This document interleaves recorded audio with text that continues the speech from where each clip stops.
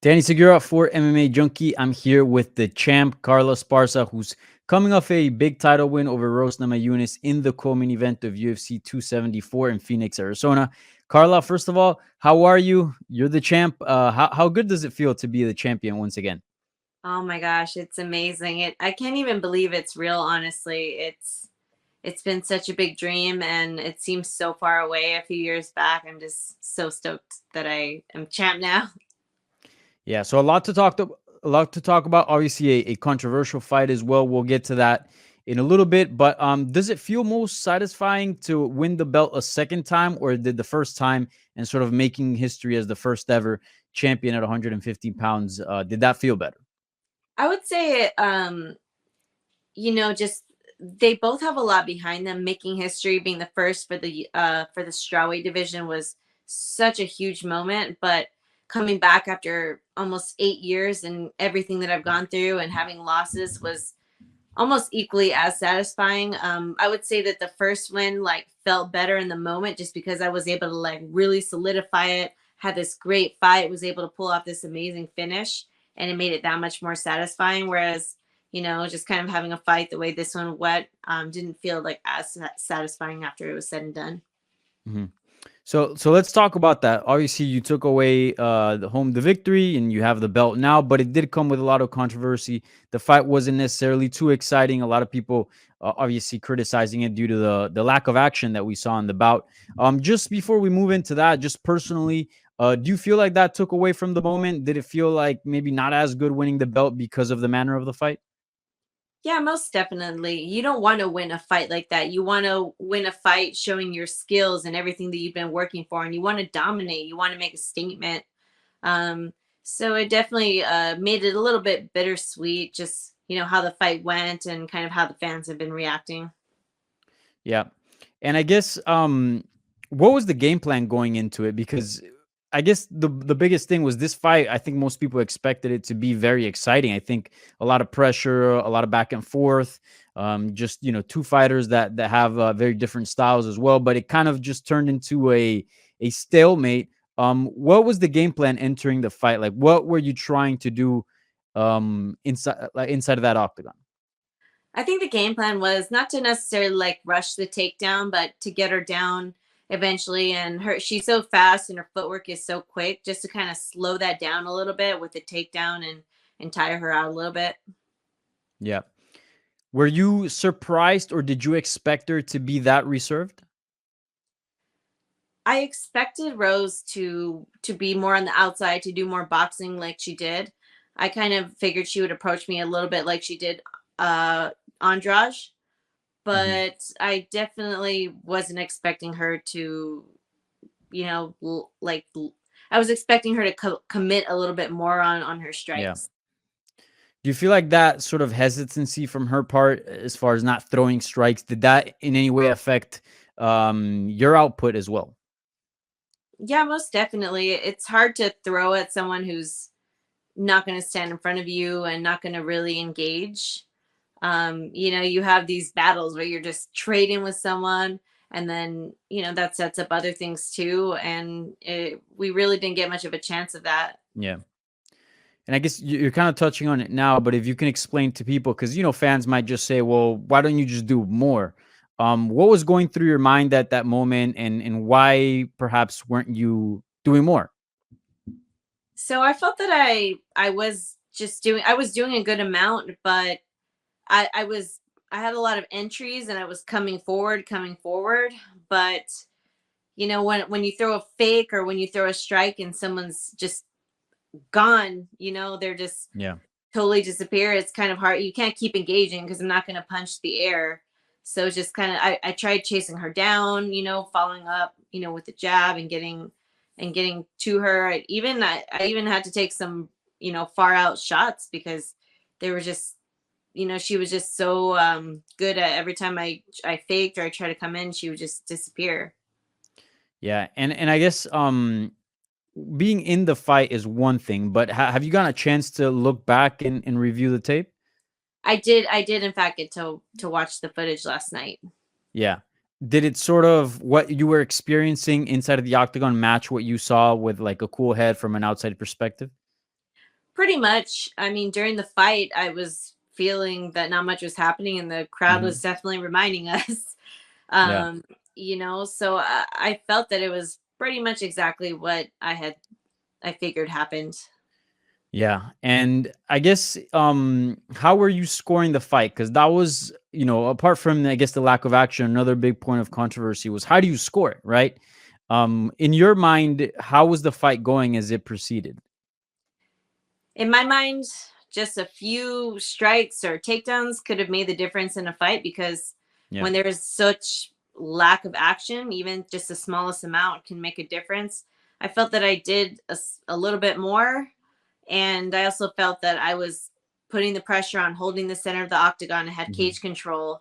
I was definitely more of the initiator on the exchanges. So, for me, that meant that I had the win. A lot of Yeah. times the judges will, even if nothing really happens or if the fight's even, the person that's the aggressor will tend to get the nod from the judges, and that's Yeah. going into the decision. That's why I felt that I had won. But at the end of the day, you never know when they call your until they call your name.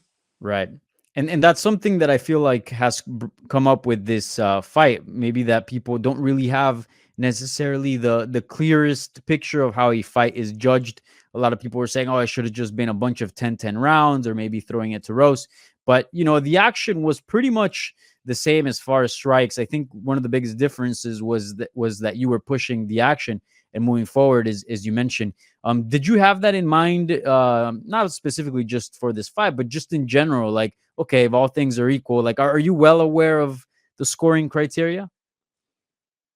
Well, I don't think there is necessarily a total set criteria that I know of, but I do know that from my experience in watching fights and being a part of fights, that if all else is equal and one person is, you know, pushing more and more aggressive, that person will tend to get the nod. For people that think it should be 10-10, even if there's a lot of action and it's close, or there's a little action and it's close, but one person does more, then that person gets the round. It's Hmm. pretty hard, and I think they push away from getting 10-10 rounds because they pretty much have to be exactly equal to get a score like that. Yeah. And Rose has been in a bunch of high-paced fights. I mean, she's no stranger to like having a really high output in striking. Obviously, this being sort of a big anomaly in her career. Why do you think she was so hesitant to strike?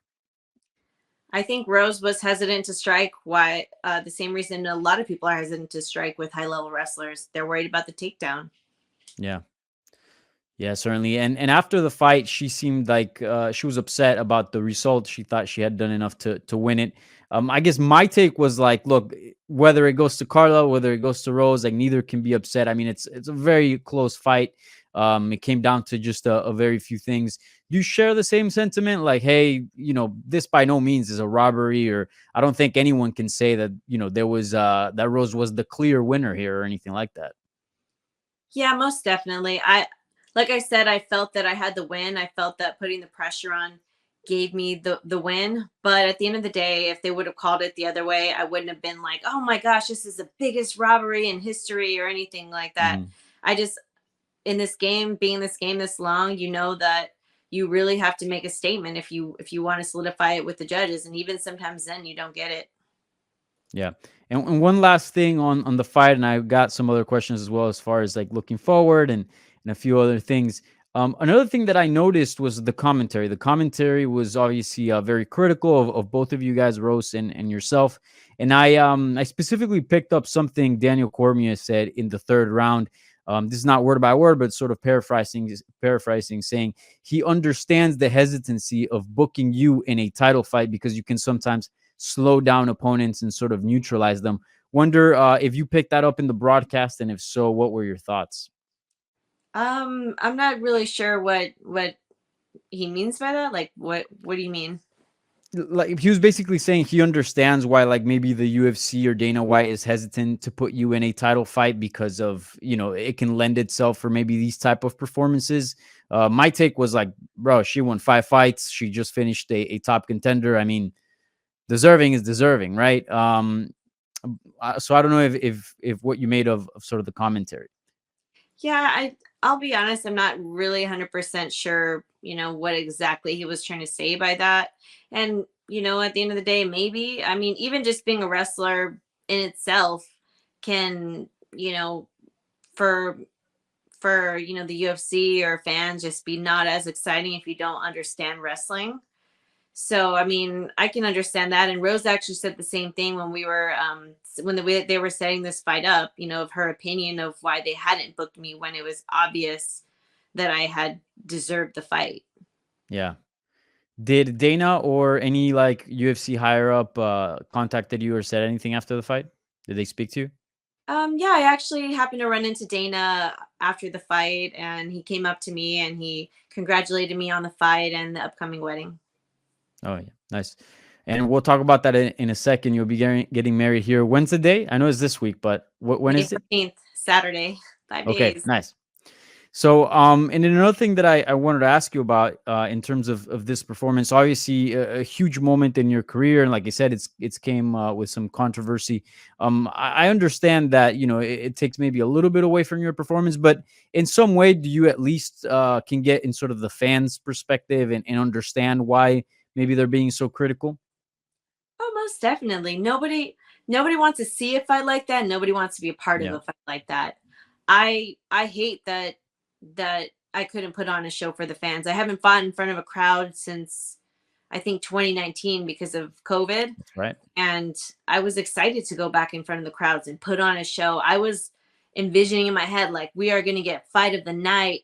Like this is the performance. Like we're going to show up like we did the first time, but it's just going to be a higher skilled version of that fight. And that's what I was looking forward to. Yeah. Well, these things happen. I think you put it in great words after the fight. Sometimes like, these type of fights are going to present themselves, and you're no stranger as well to being, in some barn burners. I was there in Mexico City when you fought Alexa Grasso, and that was a crazy fight. And you've had some other wars before as well as great finishes. But this moment, becoming champion once again, you know how hard it is to, get back to the top once you've already been there. I mean, Joanna Jedrzejczyk still in the search for, reclaiming the title. You can just go down the line of so many greats. Jose Aldo lost it, never has been able to sort of gain it back. Frankie Edgar, I mean, the list goes on. So it's pretty incredible that after so long you came back to the top and you managed to dethrone the champion and become champion. So I guess, what does this mean? And did you ever have any moments of doubt along the journey? Because like you said, it was a long process for you to get back to this position. Yeah, I mean, for me, this solidifies my legacy. I've worked so hard to get back to this title, and I'm I'm proud of myself at the end of the day. Um, like throughout the years, I definitely had moments of doubt in myself. I mean, it's hard to have losses, especially, when you get finished and, believe like, hey, I'm going to be fighting for the title in a couple years. Just you wait and see. You really have to make a lot of changes from that point to evolve and come back better. And I feel that I worked really hard to do that, and that's what got me this belt here. Yeah. What do you think was the sort of key, if you can pinpoint something specifically and that helped you throughout all this time? um, It's hard to say to pinpoint one thing because I made so many changes, especially after I had two losses in a row. Hmm. I changed my nutrition to put size on because I had been getting outsized so much in my fights. I changed my mindset. I used to be so negative and, not believe in myself. And that really changed for me. I worked on all the things that I was having problems in my fight, like skill wise. I went back to being a beginner. There's just like a lot of things that go back into evolving and making it come back. But if I had to say anything, it would be those things. Yeah. Another big change was the belts, right? Like back when you won the first time around, they had sort of the classic UFC belt that was around for a long time. You still have that? Yeah, I still have Yeah. the Which one do you original. like better?